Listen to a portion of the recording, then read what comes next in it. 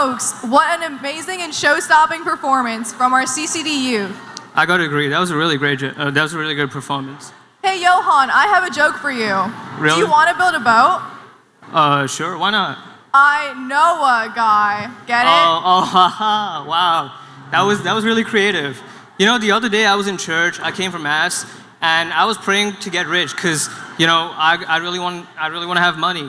And then as I was sitting on the pew, someone passed a basket of money to me. God really is good. And yeah, well, I must be a bad chemist the way I got no reaction for that one.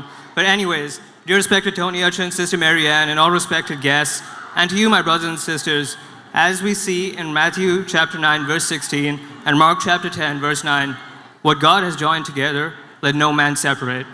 Join us as we venture together into a short story about a married couple who encounters the sin of anger.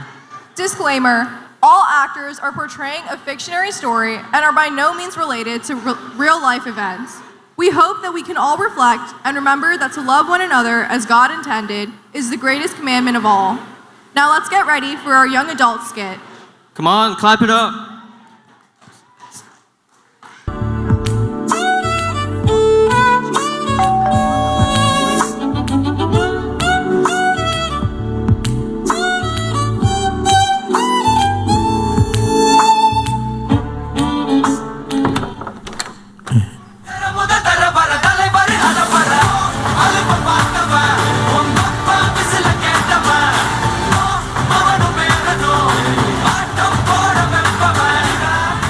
ഇതാര്? Bob the ബിൽഡറാ? Hello Sibi, ഒരു bulb മാറ്റാനാണോ ഇത്രയും സാധനങ്ങൾ? അങ്ങനെ പറഞ്ഞ എല്ലാവരും വിളിക്കണേ. ഫുൾ സെറ്റപ്പിലാണല്ലോ. ഒരു വീട് പണിക്കുള്ള എല്ലാ ടൂൾസും ഉണ്ടല്ലോ. വാ വാ, കേറി വാ. ഇഞ്ചിനകത്ത് ഓയിലിടാൻ സമയമായല്ലോ. അത് പിന്നെ നോക്കാം. ആറ്റിക്കിലേക്ക് പോവാം, അവിടെ ബൾബ് മാറ്റുണ്ട്. റെയിൽസിനൊക്കെ ഷേക്ക് ഉണ്ട് കേട്ടോ. ഡോ താനിതൊക്കെ പൊളിക്കോ? താനിങ്ങ് വന്നേ.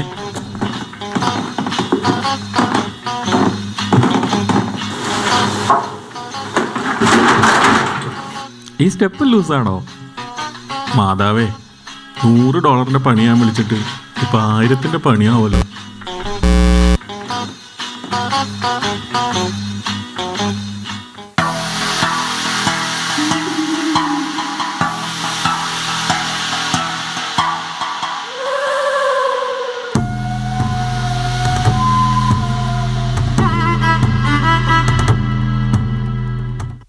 എവിടെ?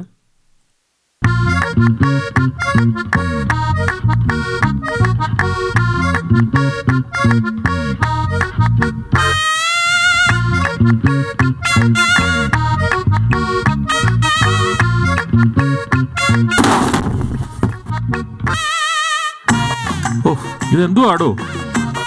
ഓ, അപ്പൊ ഇതിനു വേണ്ടിയാണല്ലോ ഈ സാധനം മാറ്റണോ?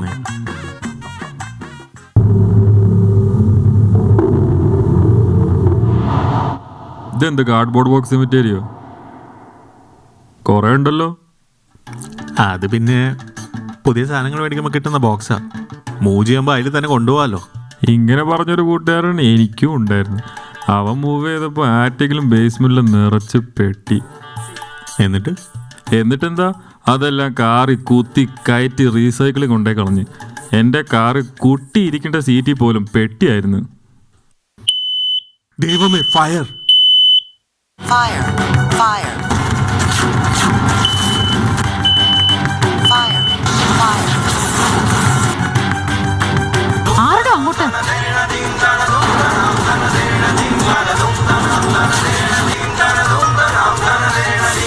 സിബി, Fire! Fire!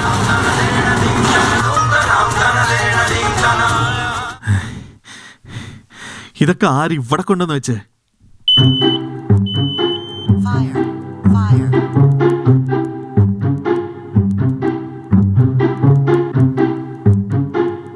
അപ്പൊ ഫയർ അല്ലായിരുന്നു അല്ലേ?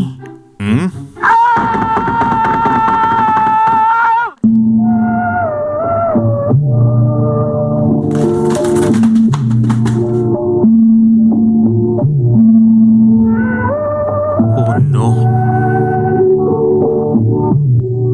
ഇപ്പോഴേ പറഞ്ഞല്ലേ സ്റ്റെപ്പ് ലൂസാണെന്ന്. മേളിത്തെ പണി കഴിഞ്ഞു. ഇനി വേറെ എന്തെങ്കിലും ഉണ്ടോ? താഴെ എത്തിയ സ്ഥിതിക്ക് ആ ഔട്ട്ലെറ്റും കൂടെ നോക്കാവോ?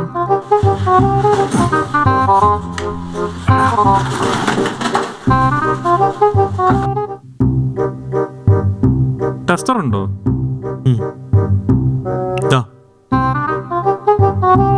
ഹലോ, ടെസ്റ്റർ എവിടെ? ദേ hello, Cyprus international solution technologies of അമേരിക്കയുടെ ലീഡ് ടെസ്റ്ററാ. കഴിഞ്ഞ ആഴ്ച എത്ര ഡിഫക്റ്റ് കണ്ടുപിടിച്ചേ? 52. സിബി ഇതെന്താ ഇവിടെ? എവിടെ? ഇതാ ഇവിടെ. ഓക്കെ, അപ്പൊ ഇവിടെ ലൈൻ ഉണ്ട്. ഹലോ, ആ അച്ഛാ, ആ ഞാൻ പറഞ്ഞേക്കാം.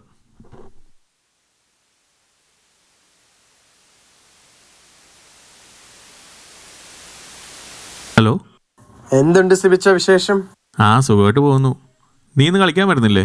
ഇന്നില്ല, ഒരു റിലീസ് മാനേജ് ചെയ്യാനുണ്ട്. ഓക്കെ. ആ ഞാൻ പിന്നെ നാളത്തെ ഗ്യാതറിങ്ങിൻ്റെ കാര്യം പറയാൻ വിളിച്ചതാ. നീ ഒന്ന് എല്ലാവരെയും വിളിച്ച് ഓർമ്മിപ്പിച്ചേക്കണേ. ഉറപ്പായിട്ടും പറഞ്ഞേക്കാം. ഓക്കെ, ശരി, അങ്ങ് നാളെ കാണാം. ഇവിടെ എന്താ ഒരു സ്പാർക്ക്?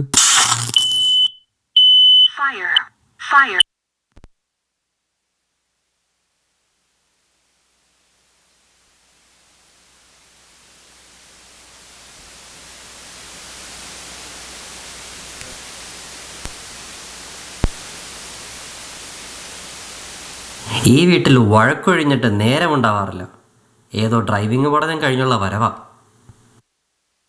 ഈ കാറെന്ന് പറയുന്ന സാധനം കുതിരയല്ല ഇട്ട് ചാടിക്കാൻ.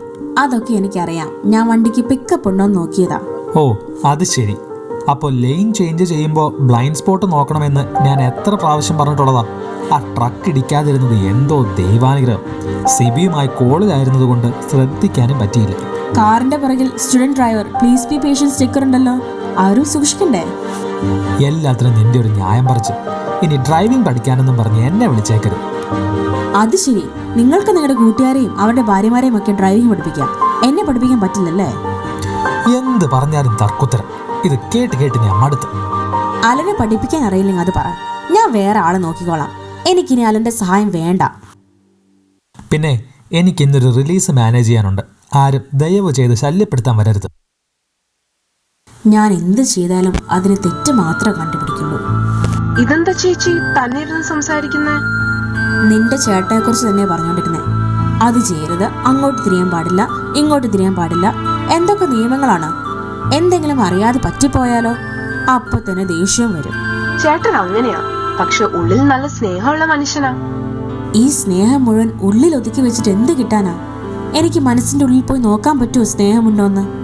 അത് പുറത്ത് കാണിച്ചാലല്ലേ മനസ്സിലാവുള്ളൂ.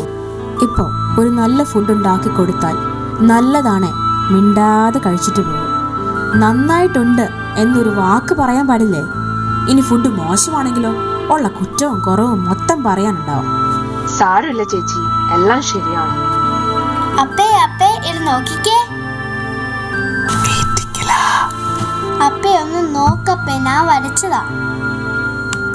ഓ, പപ്പ ഇപ്പൊ ഒരു മീറ്റിംഗിലാ. നീ അമ്മേനെ കൊണ്ടുപോയി കാണിക്കേ.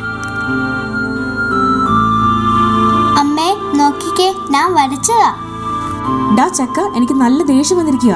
പോരാത്തതിന് ഇവിടെ ഇഷ്ടം പോലെ പണിയുണ്ട്. നീ അപ്പുറത്തെങ്ങാനും പോയിക്കേ. എന്തിനാ ചേട്ടനോടുള്ള ദേഷ്യം കൊച്ചിനോട് കാണിക്കുന്നേ? റോയ്ക്കുട്ടനിങ്ങ് വന്നേ, ആന്റി നോക്കട്ടെ. ആഹാ, നല്ല ഡ്രോയിങ് ആണല്ലോ.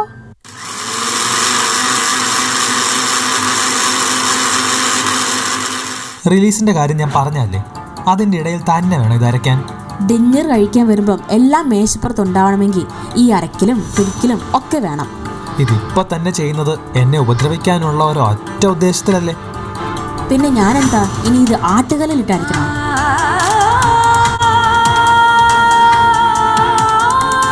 ഇനി ഞാൻ നിങ്ങളെ സ്തുതിക്കണം? ആ, വല്ലപ്പോഴും അതെങ്കിലും ചെയ്യാം.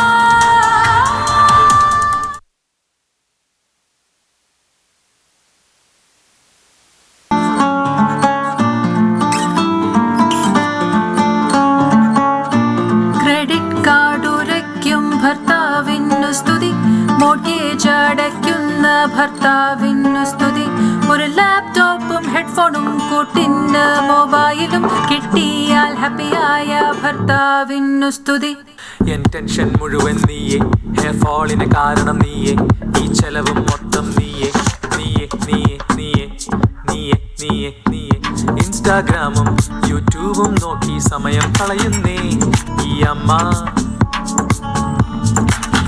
ക്രിക്കറ്റ് കളിയും മൂവീസും കണ്ട് സമയം കളയുന്നേ ദേ അപ്പൻ. ക്ഷീണിച്ച് തമ്മിൽ വഴക്കടിച്ച് മാരേജിൽ മൊത്തം ക്രിഞ്ച്. ദൈവമേ എന്തൊരു വിധിയാ എൻ്റെ ഈ ജീവിതം. ഈ കല്യാണം ഒരു ലോക.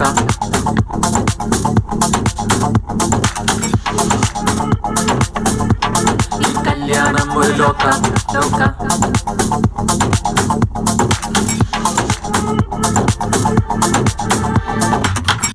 ഇന്നാണ് പള്ളിയിലെ യങ് അഡൾട്ട്സിൻ്റെ മന്ത്ലി ഗ്യാതറിംഗ് ദിവസം. ട്രസ്റ്റി റൂമിൽ എന്തൊക്കെയോ ഒച്ചയും ബഹളവും കേൾക്കുന്നുണ്ടല്ലോ.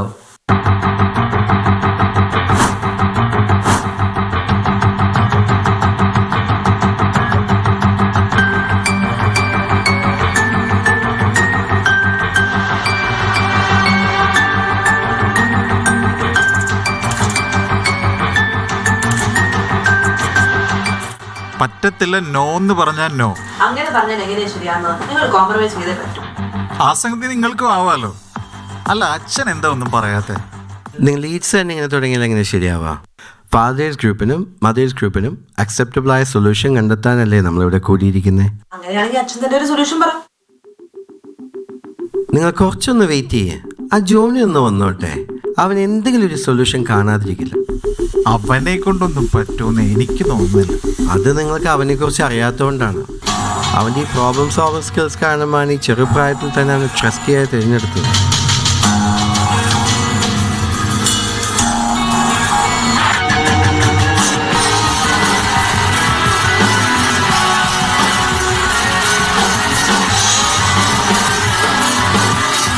അവൻ മിടുക്കനാണ്. He is going to the new phase of the church.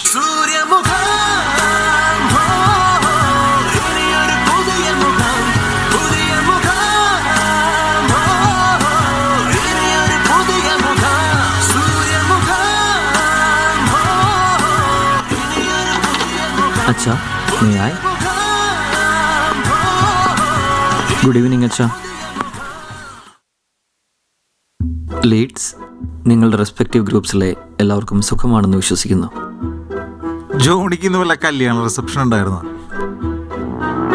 ഹാ, കല്യാണം അടുത്ത ചൊവ്വ. ഓ, സർക്കാസം. ഇതൊക്കെ കുറെ കണ്ടിട്ടാ ഈ ജോണി ഇവിടം വരെ എത്തിയത്.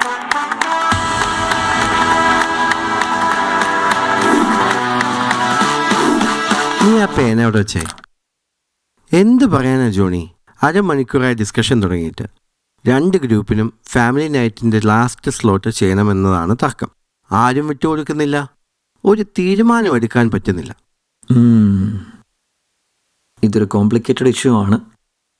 ബട്ട് എൻ്റെ ഇത്രയും നാളത്തെ യങ് അഡൾട്ട്സ് ഗ്രൂപ്പിലെ ലീഡർഷിപ്പ് എക്സ്പീരിയൻസ് വെച്ച് പറയുക, I have a solution for this. But അച്ഛ, ഐ നീഡ് യുവർ പെർമിഷൻ.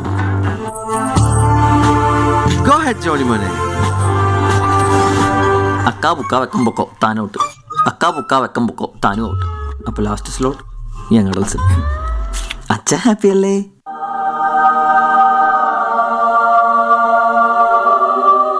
അച്ഛാ, അച്ഛാ, ഒരു മിനിറ്റ് ഒന്ന് പുറത്തേക്ക് നിൽക്കാവോ?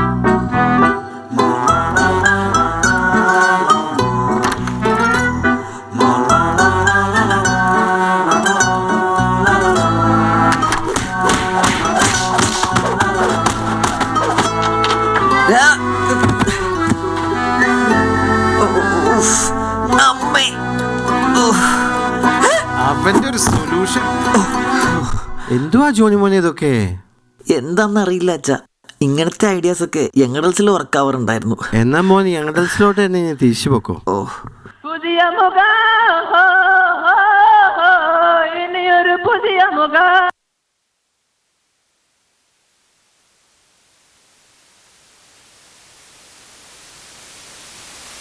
വർക്കൗട്ടായില്ലെങ്കിലും അവർ തമ്മിൽ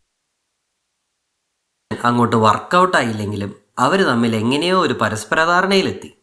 ആ, യങ് അഡൾട്ട്സ് കൂട്ടുകാരൊക്കെ വന്നു തുടങ്ങിയല്ലോ. പതിവ് പോലെ ഇന്നും പാചകറാണി ലിസി എന്തോ സ്പെഷ്യൽ സാധനം കൊണ്ടുവന്നിട്ടുണ്ട്. നിങ്ങൾ ഈ പെരി പെരി ചിക്കൻ ട്രൈ ചെയ്ത് നോക്കിക്കേ. എയർ ഫ്രൈ ചെയ്ത് ഉണ്ടാക്കിയതാ. വാവ്, നന്നായിട്ടുണ്ട്. മെക്സിക്കോയിൽ പോയപ്പോൾ ട്രൈ ചെയ്ത ഒരു സ്നാക്ക് പോലെയുണ്ട് അല്ലേ ജെറി? എണ്ണയധികമില്ലാതെ എയർ ഫ്രൈ ചെയ്തെടുത്ത പെരി പെരി ചിക്കൻ എനിക്ക് ഇഷ്ടപ്പെട്ടു. അല്ല, ഇന്ന് സിബി വന്നില്ലേ? ഇല്ല, സിബിയുടെ വീട്ടിൽ PSCNGയുടെ ആൾക്കാർ ഇന്ന് വന്നിട്ടുണ്ടെന്നാ പറഞ്ഞേ. ഇന്നലെ എന്തോ ബൾബ് മാറ്റിയെന്നോ സ്പാർക്ക് വന്നെന്നോ ഒക്കെ പറയുന്നുണ്ടായിരുന്നു. അച്ഛാ, ലിസി ഉണ്ടാക്കിയ സ്നാക്കാണ്, ഒന്ന് നോക്കിക്കേ. വന്ന് ഈ ഗ്രൂപ്പിൽ പുട്ടടി മാത്രമേ മാറുന്നുണ്ട്. അപ്പോൾ എല്ലാവരും ആയല്ലോ അല്ലേ? നമുക്ക് ബൈബിൾ എടുത്ത് വായിച്ചാലോ?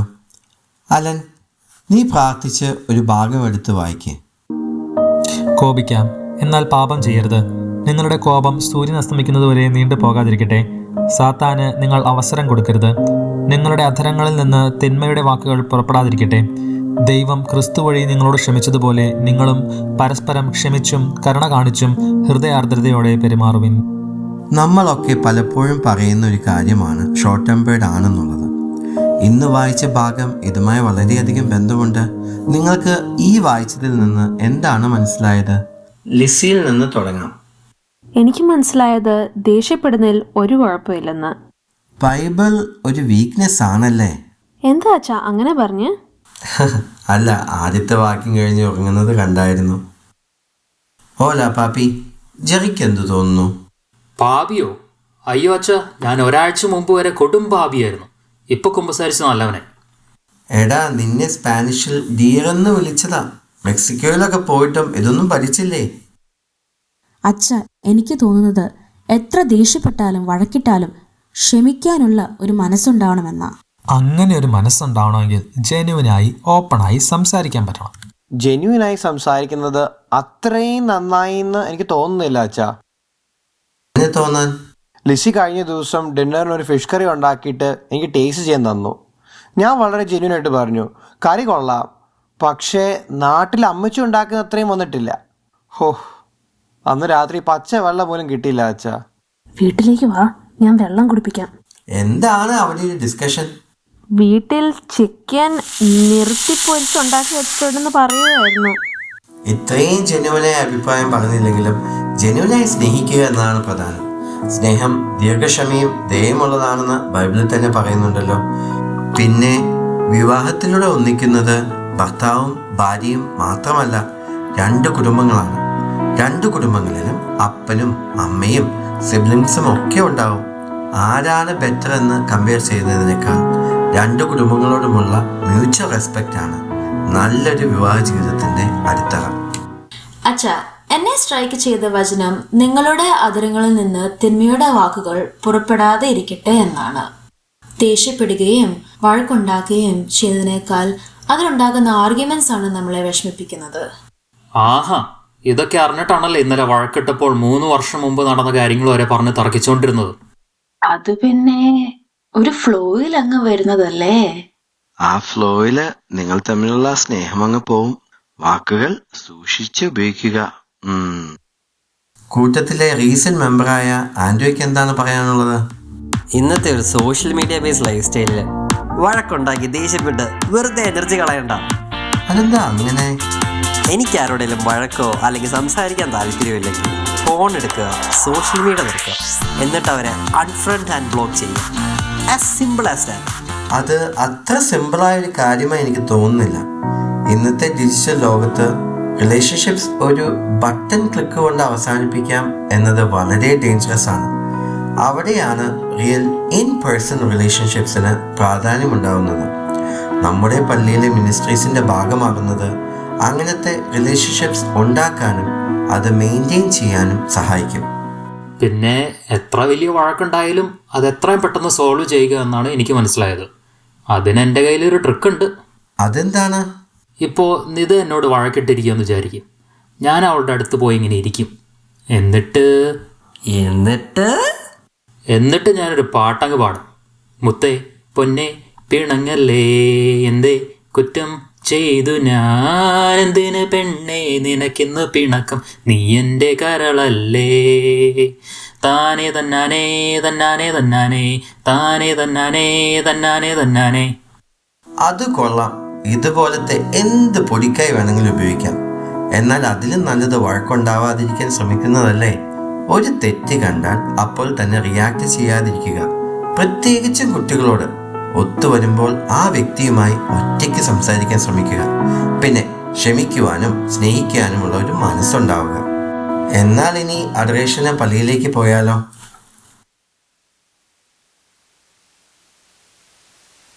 ബെറ്റി, ഒന്ന് നിന്നേ. ഇന്ന് അച്ഛൻ ഓരോ കാര്യങ്ങൾ പറയുമ്പോഴും ഞാൻ നമ്മുടെ വിവാഹ ജീവിതത്തെക്കുറിച്ച് ചിന്തിക്കുമായിരുന്നു. എന്നിട്ട് നമ്മുടെ ആദ്യത്തെ കുറച്ച് വർഷങ്ങൾ ഒരു പ്രിയദർശൻ പടം പോലെ എന്ത് രസമായിരുന്നു. ചെറിയ ചെറിയ പിണക്കങ്ങളും ഇണക്കങ്ങളും കൊച്ചു കൊച്ചു തമാശകളും പിന്നെ റോയ്ക്കുട്ടൻ ഉണ്ടാവുന്നതും അവനെ വളർത്തുന്നതും ഒക്കെയായി നല്ലൊരു കാലമായിരുന്നു. പിന്നെ എപ്പോഴോ ഒരു ഷാജി കൈലാസ് പടം പോലെയായി. എപ്പോഴും വഴക്കും ബഹളവും ഒരു സമാധാനവും ഇല്ലാണ്ടായി. I think our lives became busy. ജോലിയും വീടും സ്കൂളും ഒക്കെയായി മൊത്തത്തിൽ തിരക്കായിപ്പോയി. നമ്മൾ തമ്മിൽ എപ്പോഴും ഒരു കോമ്പറ്റീഷൻ ആയിരുന്നു. ആര് ചെയ്ത കാര്യങ്ങളാണ് കൂടുതൽ ഇമ്പോർട്ടൻ്റ് എന്ന് മാത്രമായിരുന്നു ചിന്ത. അതുകൊണ്ടാണ് നീ അറിയാതെ ചെയ്യുന്ന ചെറിയ ചെറിയ തെറ്റുകൾ പോലും എനിക്ക് വളരെ വലിയ പ്രശ്നങ്ങളായിട്ട് തോന്നി ദേഷ്യം വന്നു തുടങ്ങിയത്. അതൊന്നും ക്ഷമിക്കാൻ പറ്റാതെ പോയത്. ഇതൊക്കെ നമ്മുടെ റോയ്ക്കുട്ടനെ എന്തോരം ബാധിച്ചു കാണും. ആ, എന്തായാലും നമ്മുടെ വെഡ്ഡിങ് ആനിവേഴ്സറി വരുമല്ലേ, നമുക്കിതിൽ നിന്നൊക്കെ ഒരു ബ്രേക്ക് എടുത്ത് എവിടെയെങ്കിലുമൊക്കെ പോകണം. അപ്പേ അമ്മേ ഇത് നോക്കിക്കേ. ആഹാ, കൊള്ളാലോ. എനിക്ക് നിങ്ങളോടൊരു കാര്യം പറയാനുണ്ട്. മോൻ പറ. അപ്പയും അമ്മയും ഇനി വഴക്കുണ്ടാക്കണ്ട. നിങ്ങൾ വഴക്കുണ്ടാക്കുമ്പോൾ റോയ്ക്കുട്ടൻ സങ്കടവും. ഇനി വഴക്കുണ്ടാക്കിയാൽ ഞാൻ പള്ളിയിലെ അച്ഛനോട് പറയാം. അമ്പടാ, നീ വലിയ ആളായല്ലോ. ഇനി പപ്പയും അമ്മയൊന്നും വഴക്കുണ്ടാക്കില്ല. റോയ്ക്കുട്ടൻ ഹാപ്പി അല്ലേ? അലൻ, ഇത്രയും കാലത്തെ നമ്മുടെ വിവാഹ ജീവിതത്തിൽ അലനെ ദേഷ്യം പിടിപ്പിക്കുന്ന രീതിയിൽ എൻ്റെ ഭാഗത്തുനിന്ന് എന്തെങ്കിലും തെറ്റുണ്ടായി പോയിട്ടുണ്ടെങ്കിൽ ഓ, അതൊന്നും സാരമില്ല ബെറ്റി. നീ ക്ഷമയൊന്നും പറയണ്ട. ഞാൻ അതൊക്കെ മറന്നു. അയ്യോ, അതൊന്നും മറക്കരുത്. ഇനി അങ്ങനെ കാണുമ്പോൾ ദേഷ്യമൊന്നും വരാതെ നോക്കണം. You should manage your anchor. വെറുതെ എന്നെ വിഷമിപ്പിക്കരുത്. ബെറ്റി, കല്യാണം is a beautiful day.